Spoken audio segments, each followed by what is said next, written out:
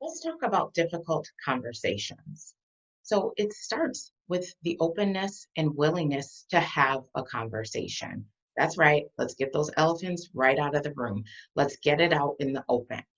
While we need to make sure that we're respectful and open to all perspectives and that we're collaborating, that we're keeping the strategic direction in mind, we also need to be open to hearing, to actively listening to what our employees want, to what our stakeholders want, to what our community wants. And it's so important for us to make sure that this is happening.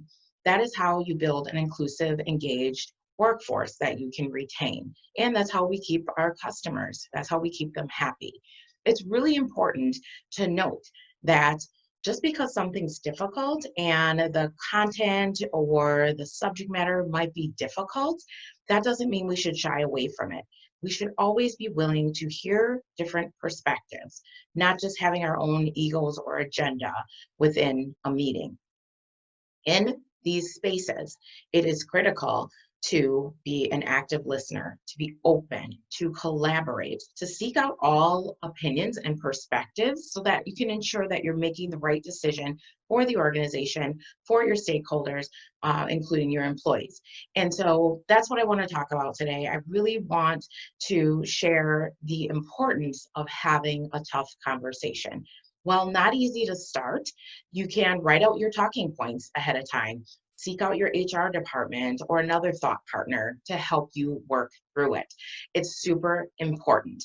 What happens when we don't have those tough conversations? Let's say we have someone who's struggling with their performance and we let that go, or we let it go and we let it go.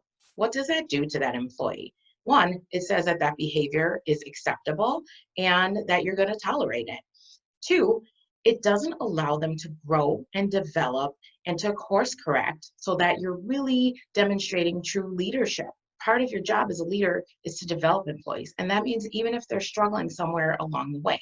Similarly, for your high performers, let's say they're knocking it out of the park and they really want to be promoted. Maybe you don't have a position at that time in place. Don't shy away from that conversation. Have the conversation. Let them know you're appreciated, that you appreciate them, reward and recognize them, and have the honest conversation. Certainly don't share anything that's not true or embellish anything.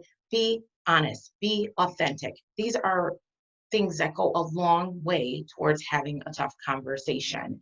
But the worst thing you could do is to avoid it. I've been in situations where I've worked to coach leaders and employees through situations that have gotten escalated due to the fact that it has gone unmanaged. Expectations haven't been managed, and maybe information hasn't been shared, or you didn't work through a tough time with an employee. You certainly want to retain your good employees and you don't want to lose them. So I encourage you to have that tough conversation, pull in who you need to help you talk through it or write your talking points.